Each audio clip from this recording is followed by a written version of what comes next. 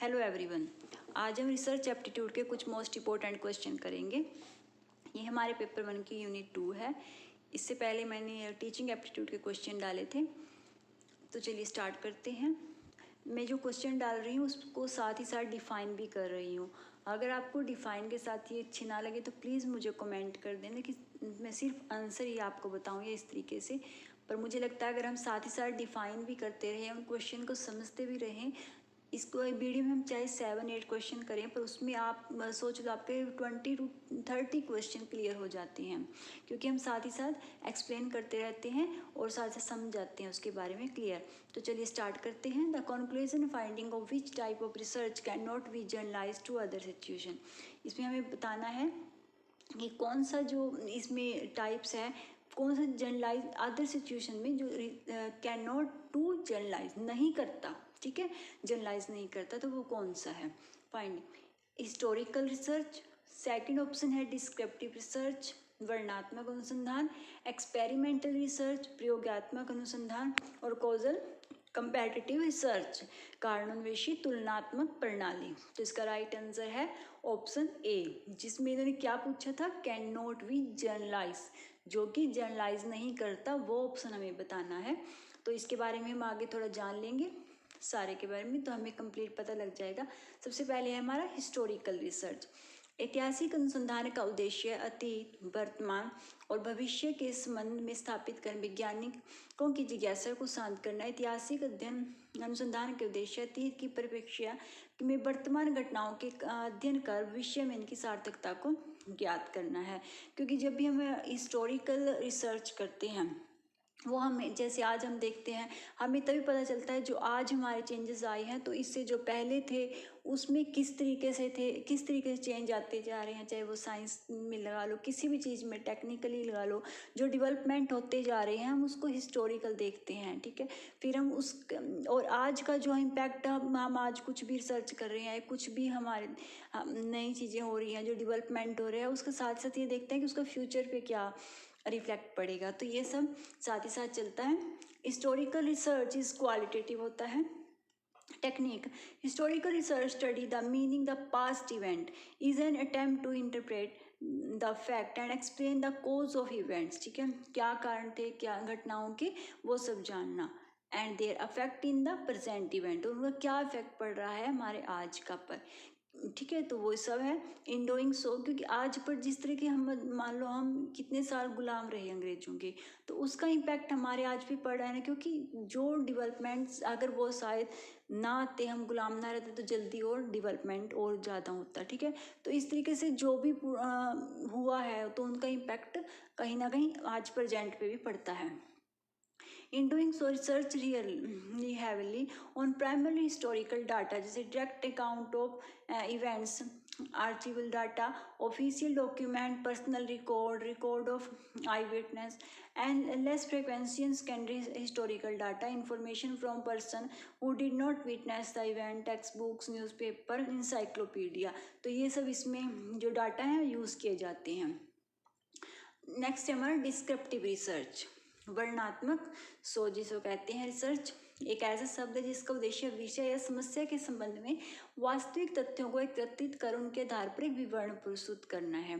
सामाजिक जीवन से संबंधित कई पक्ष ऐसे होते हैं जिनका संबंध में हमको भूतकाल में कोई गहन अध्ययन नहीं किए हुए हैं, ठीक है। तो इसमें हम देखते हैं वास्तविक तथ्यों को जानते हैं, उनको डाटा को कलेक्ट करते हैं और उनके बारे में इंफॉर्मेशन निकालते हैं। यह आवश्यक हो जाता है कि सामाजिक जीवन से संबंधित विभिन्न पक्षों के संबंध में जानकारी प्राप्त की जाए, वास्तविक तथ्य सूचना एकत्रित की जाए, उन्हें जनता के समक्ष प्रस्तुत किया जाए। जैसे डिस्क्रिप्टिव से आप जाकर डिस्क्राइब करना, जब हम कोई इन्फॉर्मेशन को पहले हम उसको कलेक्ट करेंगे तभी हम उसको वर्णन कर सकते हैं, उसको कम्प्लीटली, मतलब ये कंप्लीट डाटा उसके बारे में कलेक्ट करना, कंप्लीट इन्फॉर्मेशन कलेक्ट करना। आज हमारे समाज में हमारे कहाँ जहाँ भी हम रह रहे हैं कोई समस्या है, तो उस समस्या को क्या करते हैं, सबसे पहले हम उसके बारे में कंप्लीटली जानकारी, जैसे अब जैसे कोरोना हमारे जो आए थे, तो इसमें क्या था कि सबसे पहले उसको जो जाना गया कि किस चीज़ से फैलती है, कैसे फैलती है, उसके बारे में पूरी इन्फॉर्मेशन गैदर की गई, तब उसके बाद लोगों को रूल्स बनाए गए कि हाँ मास्क आप लगाओ, ये लगाओ, गाइडलाइन जारी की गई तभी।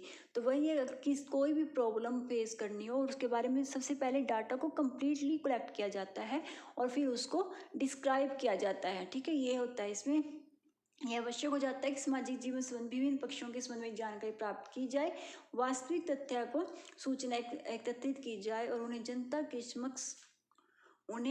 के समक्ष प्रस्तुत किया जाए। एकत्रित किए गए तथ्य वास्तविक और विश्वसनीय हो, अन्यथा जो वर्णनात्मक विवरण प्रस्तुत किए जाएंगे वह वैज्ञानिक होने के बजाय दार्शनिक ही होगा। यदि हमें किसी जाति, समूह, समुदाय, सामाजिक जीवन से संबंध कोई जानकारी प्राप्त करनी है तो हमारे जीवन के लिए आवश्यक है किसी वैज्ञानिक विधि को काम में लेने हेतु वास्तविक तथ्य एकत्रित किए जाएं। तथ्यों को प्राप्त करने हेतु अवलोकन, साक्षात्कार, अनुसूची, प्रश्नावली, किसी अन्य विधियों का प्रयोग किया जाए। इन विधियों के प्रयोग से उद्देश्य यही है कि यथार्थ सूचना एकत्रित की जाए। ऐसे शोध में घटनाओं यथार्थ को चित्रित करने पर विशेष बल दिया जाता है। ये मैंने सिर्फ क्लियर किया है। इसमें होता क्या है, इसमें यह जो ट्रूथ इन्फॉर्मेशन है वो कलेक्ट करनी है, उसके बजाय उसमें कोई भी जैसे साक्षात्कार है, जैसे इंटरव्यू लेते हैं, किसी भी ऑब्जर्वेशन करें, क्या अवलोकन करें, कैसे भी इंफॉर्मेशन को कलेक्ट करें, सही इंफॉर्मेशन समाज तक पहुंचानी। Descriptive research aims to accurately and systematically describe a population, situation or phenomena. It can answer what, where, when, how and how question, but not why question, ठीक है। ये ध्यान रखना है कि इसमें क्या देखा जाता है कि क्या हुआ, कैसे, व्हेन कब हुआ, हाउ क्वेश्चन कहाँ हुआ, कैसे हुआ, पर ये नहीं क्यों हुआ, ठीक है। इसमें ये फाइंड नहीं करते, इसमें सिर्फ ये देखते हैं, उसको रीज़न को कलेक्ट करते हैं कि कैसे इसको हम बचेंगे, इससे किसी भी प्रॉब्लम अगर हमें फेस कर रहे हैं तो वो हमें इंफॉर्मेशन, इसमें हम उस तरफ नहीं जाते कि क्यों हुआ है, कुछ भी प्रॉब्लम जो है क्यों आई है, हमको देखते हैं उस प्रॉब्लम से निकले कैसे, कैसे उसको निवारण होगा। ये Descriptive research design can use a wide variety of research methods to investigate one or more variables. वर्णनात्मक शोध का उपयोग अध्ययन की जा रही जनसंख्या या घटना के विशेष वर्णन करने के लिए किया जाता है। यह कैसे, कब, क्यों विशेषताओं के बारे में सवाल जवाब नहीं देता, बल्कि क्या के प्रश्न को संबोधित करता है, ठीक है। नेक्स्ट है हमारा एक्सपेरिमेंटल रिसर्च, प्रयोगात्मक अनुसंधान। प्रश्नों को व्यवस्थित, वस्तुनिष्ठ और तार्किक से उत्तर प्राप्त करने का वह प्रयास है जिसमें यह पता लगा सके कि एक्स चर में सावधानीपूर्वक नियंत्रित परिस्थिति में के संदर्भ में हेरफेर लाया जाए तो चर पर क्या प्रभाव पड़ता है। इसमें क्या है, जैसे हम वेरिएबल्स का इफेक्ट देखते हैं कि किसी भी डिपेंडेंट और इंडिपेंडेंट वेरिएबल्स होते हैं कि उनका देखते हैं कि एक चीज़ का इफेक्ट दूसरी चीज़ पर क्या पड़ रहा है।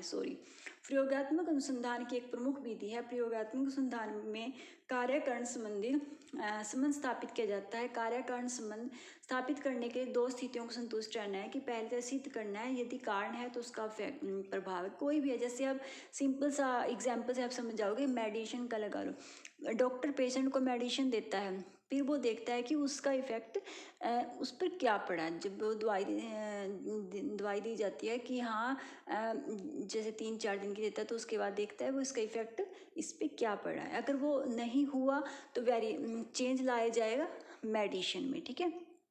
तो हाँ, अगर उसका नहीं, उसमें कुछ चेंजेस लाए जाते हैं, उसके नहीं ठीक हुआ वो, तो उसको चेंज किया जाता है। तो ये है उसका इफेक्ट देखा जाता है कि किसी भी चीज़ का इफेक्ट क्या कारण है, कोज का क्या इफेक्ट पड़ रहा है, ठीक है। Experimental research is a study conducted with a scientific approach using two sets of variables. The first set act as a constant which used to measure the differences of the second set. Quantitative research method, for example, are experimental से quantitative research होती है। Causal comparative research, इसे कार्योत्तर घटनोत्तर अनुसंधान के नाम से भी जाना जाता है। इसके अंतर्गत किसी समस्या के समाधान को उसके कार्यकारण संबंध के आधार पर ढूंढते हैं तथा यह जानने का प्रयास करते हैं कि विशेष व्यवहार, परिस्थिति या घटना के घटित होने से संबंधित कारक कौन कौन से। अगर इसमें कोई भी अगर आप कमेंट करोगे कि हाँ इस पे स्पेशल वीडियो, तो मैं एक एक रिसर्च को कंप्लीट करा दूँगी। इसमें मैं सिर्फ एक क्लियर करा रही हूँ कि हाँ इसमें होता क्या है, ताकि आपके माइंड, वैसे मैंने ये सारा कंप्लीट करवा रखा है रिसर्च एप्टीट्यूड में, अगर आपने मेरी लास्ट वीडियो देखी होंगी तो। In causal comparative research, the research investigate the effect of an independent variable on a dependent variable by comparing two or more group of individual. इसमें भी है जो dependent variable और independent variable में comparing देखा जाता है कि किस तरीके से किसका इफेक्ट कैसे पड़ रहा है, ठीक है। Second question is who among the following compound the concept of paradigm. जो कॉन्सेप्ट ऑफ पैराडाइम किसके द्वारा कंपाउंड किया गया, Peter Haggett, von Thorn, Thomas Kuhn, John K Wright. तो ये है option C is the right answer, Thomas Kuhn. The American कौन थे ये, the American cyclist and philosopher Thomas Kuhn in 1922 से 1996 propound the concept of paradigm shift, marking a fundamental change on the basic concept and experimental practice of a scientific discipline. ये है इनका paradigm. इसमें जो main बात है जो उन्होंने बताया था वो था कि किस तरीके से चेंजेस आते गए हमारे साइंस में, ठीक है। जैसे उन्होंने देखा प्री साइंस थी, फिर उसके बाद नॉर्मल साइंस, फिर मॉडल ड्रिफ्ट, फिर model crisis, model revolution, paradigm change. तो जो एक चेंज आता गया उनके बारे में इन्होंने बताया था। एक बार हिंदी में लर्न कर लेते हैं। कौन के जो प्रतिमान बदलावों के विपरीत हैं, जो सामान्य विज्ञान की गतिविधि के लिए एक वैज्ञानिक क्रांति की विशेषता है, जिससे वह एक प्रचलित ढांचे या प्रतिमान के भीतर किए गए वैज्ञानिक कार्य के रूप में वर्णित होता है। प्रतिमान बदलाव तब उत्पन्न होता है जब प्रमुख प्रतिमान जिसके तहत सामान्य विज्ञान संचालित होता है नई घटनाओं के साथ संगत हो जाता है, जिससे एक नए सिद्धांत और प्रतिमान को अपनाने में सुविधा होती है। कैन स्वीकार करता है कि उसने प्रतिमान शब्द को दो भिन्न अर्थों में प्रयोग किया है। पहले एक में प्रतिमान निर्दिष्ट करता है कि एक निश्चित वैज्ञानिक समुदाय के सदस्यों में क्या समानता है, अर्थात संपूर्ण तकनीक पेटेंट समुदाय के सदस्यों द्वारा साझा किए गए मूल्य। दूसरे अर्थ में प्रतिमान परे का एक तत्व है। उदाहरण के लिए न्यूटन का प्रिंसिपल जो एक ही सामान्य मॉडल एक उदाहरण के रूप में कार्य करता है, स्पष्ट नियमों के लिए खड़ा है। इस प्रकार जांच के संसंगत परिभाषित करता है। इस प्रकार कहन के लिए प्रतिमान के माध्यम से जांच करने का प्रश्न है कि वह सामान्य विज्ञान कहे जाने वाले संविधान का क्या संभव बनाता है। कहने का तात्पर्य है कि वह विज्ञान जो तय कर सकता है कि कोई सामान्य वैज्ञानिक माने जाएगा या नहीं। सामान्य विज्ञान के मतलब नियमों को एक सुसंगत प्रणाली द्वारा निर्देशित विज्ञान बिल्कुल नहीं है। इसके विपरीत नियमों को प्रतिमान से प्राप्त किया जा सकता है, लेकिन मानदंड नियमों के अभाव में जांच का मार्गदर्शन कर सकते हैं। वह प्रतिमान शब्द दूसरा अर्थ है जिससे कौन सबसे नया गहरा माना हालिका वास्तव में सबसे पुराना है। वही उन्होंने सिर्फ इसमें यही बताया कि किस तरीके से हम पुराने जो विज्ञान था हमारा उसके अकॉर्डिंग किस तरीके से चेंजेस आए, बदलाव आए, जो भी। Third question is the research approach of Max Weber to understand how people create meaning in natural setting is identified, ठीक है। ये जून 2014 में क्वेश्चन आया था। इस अप्रोच में जो मैक्स वेबर ने जो मीनिंग क्रिएट किया था नेचुरल सेटिंग इज आइडेंटिफाइड, किस तरीके से उन्होंने ये माना था, तो मैक्स वेबर ने तो पॉजिटिव पैराडाइम या क्रिटिकल पैराडाइम या नेचुरल पैराडाइम या इंटरप्रेटिव पैराडाइम। तो इसका जो राइट आंसर है वो है नेचुरल पैराडाइम। तो ये एकदम क्वेश्चन से ही आपका आंसर निकलता है कि नेचुरल सेटिंग में प्राकृतिक जो सेटिंग है उसमें किस तरीके से क्रिएट मीनिंग किया था जो मैक्स वेबर ने समझा था। तो वो इसका right answer option C natural paradigm. Positive सकारात्मक प्रतिमान, आलोचनात्मक एंड प्राकृतिक, इंटरप्रेटिव से व्याख्यात्मक, निर्वाचनात्मक, ठीक है। सकारात्मक या प्रत्यक्षवादी शोधकर्ता भविष्य के समान अध्ययन की प्रतिकृति को अनुमति देने के लिए कुछ संरचित शोध विधि का उपयोग करते हैं। इसको प्रत्यक्षवाद भी कहते हैं, ठीक है। सकारात्मक या प्रत्यक्षवादी जानने के दर्शन जो मानता है कि प्रत्यक्ष अवलोकन के माध्यम से प्राप्त ज्ञान तथ्यात्मक और विश्वसनीय है। जो प्रत्यक्षवाद होते हैं ना, ये मैं सबसे पहले इनको डिटेल में बता रही हूँ। इसका आंसर तो सी है, लेकिन हम एक बार जान लेते हैं कि पॉजिटिव पैराडाइम क्या है, क्रिटिकल। तो सकारात्मक को प्रत्यक्षवादी भी बोलते हैं, कई बार ये प्रत्यक्षवाद लिखा आता है, तो ये ध्यान। प्रत्यक्षवाद में वही है जो हम प्रत्यक्ष को जानने की कोशिश करते हैं, ठीक है। Scientific research in A positivism paradigm focus on the explanation and prediction. The hypothetical deductive model of science is used to facilitate the research process, taking a theory verification approach. Positivism is using brief, clear, concise discussion and does not use a descriptive story from human feeling or subjective interpretation. It does not allow any interpretation because of the value-free reason. The research reflects some theories and basis concept and apply it to the object of study.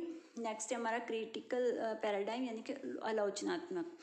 The critical paradigm is defined as an alternative paradigm related to society whose purpose is to criticize करना, justify the existing state quo in society and provide alternative knowledge to produce a better social order. Critical और आलोचनात्मक paradigm को बोलते हैं नमूना या प्रतिमान. ठीक है.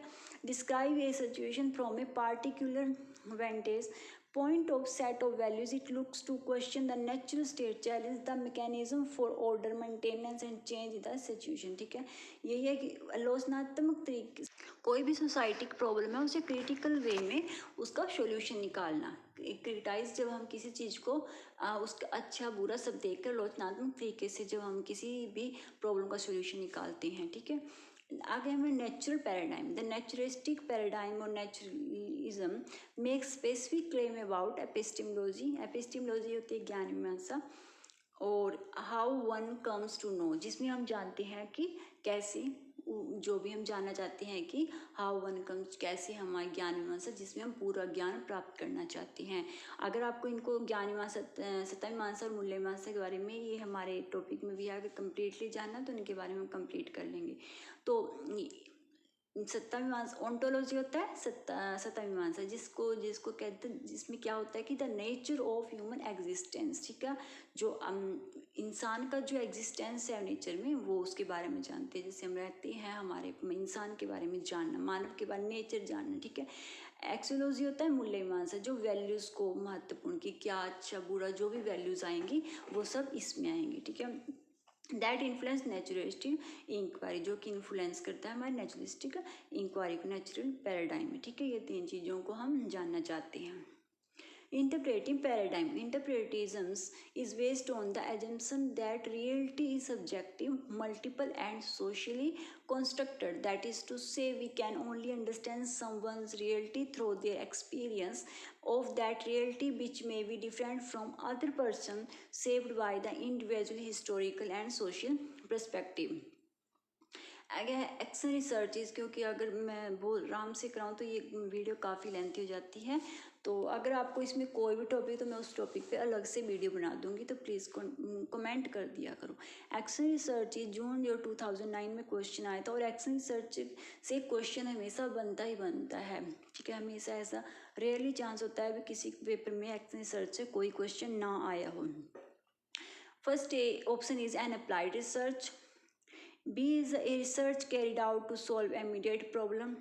A longitudinal research. All of these. सबसे पहले तो आप ये हमेशा माइंड में रखना कि सोल्व इमीडिएटली जो प्रॉब्लम को सोल्व करता है वो एक्शन रिसर्च में ही आता है, जब हमें इमीडिएटली उसी समय उस प्रॉब्लम का सोल्यूशन जब देखते हैं. ठीक है. और ज़्यादातर जो एक्शन रिसर्च है याद करना, एजुकेशन जो स्कूल में शैक्षिक रूप से जो शिक्षा के रिलेटेड जो भी प्रॉब्लम्स होती हैं वो एक्शन रिसर्च से सॉल्व की जाती हैं. Answer is option B, action research immediate problematic situation.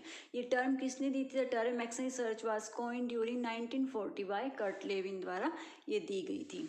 Applied research क्या होता है? थोड़ा सा मैं इसके बारे में बता देती हूँ. Applied research is done to solve specific practical question facing the society. ठीक है. जो भी सोसाइटी में हम फेस कर रहे हैं उन क्वेश्चन का प्रैक्टिकल वे में उसको सोल्व करना. सॉल्यूशन टू एग्जिस्टिंग प्रॉब्लम, जो भी हमारे हम सामने प्रॉब्लम है एग्जिस्ट है उसको सॉल्यूशन निकालना. इनोवेशन एंड एप्लीकेशन, कुछ भी इनोवेशन नई खोज, किसी भी समस्या का समाधान. Practical use in solving problem and intensive in nature, किसी भी गहन अध्ययन करना किसी भी प्रॉब्लम का. एक्शन रिसर्च का ये हमेशा माइंड में रखना क्योंकि इससे क्वेश्चन हमेशा बनते हैं. इसका ये कि सबसे पहले क्या होता है, प्लान किया जाता है एक्शन रिसर्च में, आइडेंटिफाई इन्फॉर्मेशन ऑर्गेनाइजिंग. उसके बाद प्लान के बाद करते हैं एक्ट, कार्य होता है ट्रायलिंग, कलेक्टिंग, क्वेश्चनिंग. फिर इसमें हम क्वेश्चन जो भी हैं उनको इकट्ठा कर लेते हैं. सबसे पहले तो प्लान ही करते हैं कि हाँ किस तरीके से किया जाए जो भी है, फिर उसको एक्ट करते हैं. उसके बाद ऑब्जर्व किया जाता है, एनालाइज, रिपोर्टिंग, शेयरिंग, फिर रिफ्लेक्ट. ठीक है. एवेल्यूजिंग इम्प्लीमेंटिंग रिवाइजिंग, तो ये बिल्कुल माइंड में रखना, plan, act, observe, reflect. Research is conduct to June 2011 में आया था। रिसर्च में क्या कुछ है कंडक्ट करता है, जो है जनरेट न्यू नॉलेज, नया ज्ञान उत्पन्न कर, या नोट टू डेवलप थ्योरी या सिद्धांत विकास करने के लिए नहीं किया जाता, या ऑब्टेन रिसर्च डिग्री या शोध डिग्री प्राप्त करने के लिए, या फिर पेरेंट एग्जिस्टिंग नॉलेज, मौजूदा जो ज्ञान है उसकी पूर्ण व्याख्या करने के लिए। तो इसके ऑप्शन OACD है। सिर्फ ये नहीं, क्योंकि जो थ्योरी है वो रिसर्च में डेवलप की जाती है, तो नोट आ गया था इसमें, नोट टू डेवलप अगर आ जाता डेवलप थ्योरी तो ये सारे ऑप्शन हो जाते हैं, ठीक है। तो इसमें ऑप्शन A, C और D is the right answer.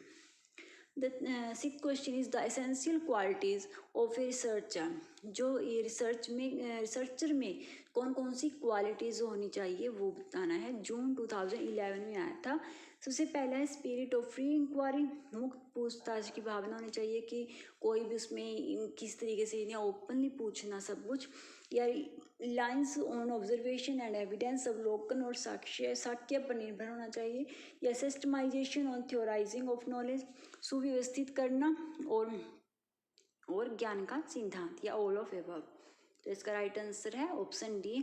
अब एक बार मैं आपको इनकी क्वालिटीज़ बता देती हूँ रिसर्चर की कौन कौन सी आ जाती हैं, क्योंकि एक बार आप इनको माइंड में रखोगे तो उसमें कोई भी ऑप्शन में आ जाए तो ईजिली हम फाइंड कर लेते हैं। टॉप स्किल्स जो है रिसर्चर की वो है स्पिरिट ऑफ फ्री इंक्वायरी, अभी हमने देखा था, जो मुक्त पूछताछ की भावना होती है, reliance and observation and evidence and systemization और थ्योराइजिंग ऑफ नॉलेज, या communication, attention to detail, critical thinking, technical skills होनी चाहिए, statical and graphical analysis data, सांख्यिकी और आलेखित चित्रात्मक डाटा का विश्लेषण, या और ability to maintain quality, safety and infection control standard, planning और शेड्यूलिंग, योजना और अनुसूची बनाना और इंटरव्यूइंग। ये तो ये सब जो है ये टॉप स्किल्स हैं एक रिसर्चर की। तो इसको एक बार लर्न कर लें तो ध्यान में रह जाता है कि हाँ इसमें कौन कौन सी टॉप स्किल्स हैं हमारे रिसर्चर की होनी चाहिए। Seventh question is which of the following act set best represent an action research cycle. तो ये मैं इसमें मेंशन करना भूल गया, ये भी क्वेश्चन जून 2016 पता नहीं 14 में आया हुआ है क्वेश्चन। तो ये क्वेश्चन मतलब कि हमेशा मोस्टली आता ही है इससे रिलेटेड, तो हमें इसके देखना भी, आप पीछे पढ़ के हटे हो तो आपके माइंड में रहेगा कि हाँ उसमें क्या था। तो ईजिली हम देखो इसमें ईजिली कर सकते हैं। सबसे पहले क्या था, प्लान था, एक्ट, फिर क्या था, एक्ट किया, फिर ऑब्जर्व, और फिर क्या था, रिफ्लेक्ट। तो अगर एक बार भी उसको ध्यान से पढ़ा तो ईजिली आंसर हम फाइंड कर सकते हैं। एक बार इनको क्रियात्मक अनुसंधान में 4 कदम हिंदी में देख लो। जो सबसे पहले होता है प्लान, क्या होता है, योजना बनाना किस चीज़ की, फिर एक्ट है उस पर कार्य करना, फिर ऑब्जर्व है विकास करना, या आप कह सकते हो अवलोकन करना, किसी चीज़ के बारे में ऑब्जर्वेशन करना, फिर है रिफ्लेक्ट करना, प्रतिबिंबित करना, ठीक है। रिफ्लेक्ट बाद में होता है। तो ये है इसका। तो ये थी आज की वीडियो। अगर आपको अच्छी लगी तो प्लीज़ लाइक कर दिया करो और मुझे जरूर बताया करो कि क्वेश्चन के सिर्फ मैं आंसर ही फाइंड करूँ या फिर उसको एक्सप्लेन के साथ ही। ठीक है ये। ओके, अगर आपको मेरी वीडियो अच्छी लगी तो प्लीज़ कमेंट